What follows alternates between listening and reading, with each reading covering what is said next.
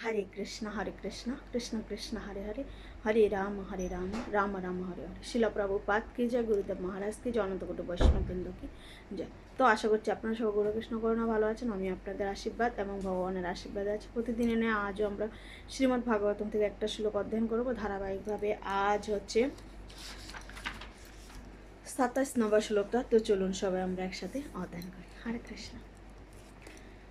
ঋষৈব মনবদেবা মনুপুত্র মহাজনা সর্ব পুত্র মহাজনা কলা সর্বহর হর স্বপ্রজাপতয়াশ্রিতঃ। অনুবাদ: সমস্ত ঋষি, মনু দেবতা এবং মনুর বংশধরেরা যারা বিশেষ শক্তি সম্পন্ন, তারা হচ্ছেন ভগবানের অংশ এবং কলা। প্রজাপতিরা অংশ ও কলার অন্তর্ভুক্ত। তো আজকের শ্লোকে বর্ণনা করা রয়েছে যে ভগবানের শক্তির বিশেষ বিশেষ উদাহরণ দেওয়া হয়েছে এবং বিশেষ বিশেষ বর্ণনা করাও রয়েছে। কেন কি আমরা দেখতে পাই যে ভগবানের অর্থাৎ ব্রহ্মার যে মানসপুত্র যে চতুর্স্তনেরা ছিলেন, অর্থাৎ ব্রহ্মার যে 4 জন মানুষপুত্র ছিলেন, তারা হচ্ছেন ভগবানের আবেশ অবতার। নারদমণি হচ্ছেন ভগবানের ভক্তির আবেশ অবতার।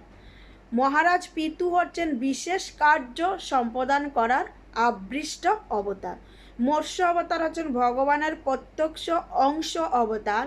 এইভাবে সমস্ত ব্রহ্মাণ্ড জুড়ে ভগবানের অসংখ্য অবতার প্রকাশিত হচ্ছে। ঠিক যেভাবে জলাশয় থেকে নিরন্তর জল প্রবাহিত হয়, ঠিক সেমভাবে জলাশয়ের কথা এখানে উদাহরণ দেওয়া হয়েছে।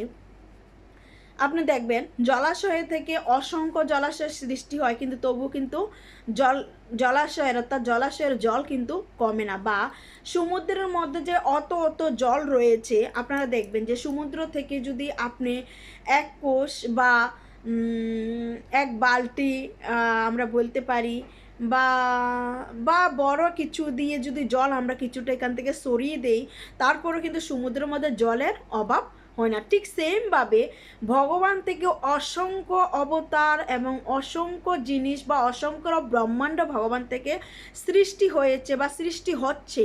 ভগবানের আমরা দেখতে পাই যে ভগবানের লোমকূপ থেকে অসংখ্য ব্রহ্মাণ্ড সৃষ্টি হচ্ছে, কিন্তু তবুও ভগবান স্বয়ং সম্পূর্ণ তিনি রয়েছেন। আপনি দেখবেন আমরা যদি সমুদ্র থেকে বা যে কোনো পুকুর থেকে যদি আমরা 1 কোষ জল নেই, আর পুকুরের জল আর এই জল কিন্তু সেম জল, কিন্তু পুকুরের মধ্যে ঢেউ আসে, এটার মধ্যে ঢেউ আসে না, অর্থাৎ এটা পরিমাণ মতো কম আর পুকুরের মতো পরিমাণ মতো একটু বেশি। কিন্তু এটা যদি আবার ঢেউ পুকুরের মধ্যে আবার মিশিয়ে দেয়, তাহলে কিন্তু সেম আবার ঢেউ আসবে। তো ঠিক সেমভাবে আমরা যে জড়জগতে এসেছি, আমরা যদি ভগবানের সেবায় থাকি, তখন আবার কি হবে, তখন আমরা ভগবানের সেবা করতে করতে ভগবানের মধ্যে যে সমস্ত গুণাবলী বিরাজমান, তো সে সমস্ত গুণগুলি আমরা সাধু মহাত্মাদের মধ্যে আমরা ধীরে ধীরে কিছুটা গুণ হলো আমরা সেটা দেখতে পাই। হরে কৃষ্ণ।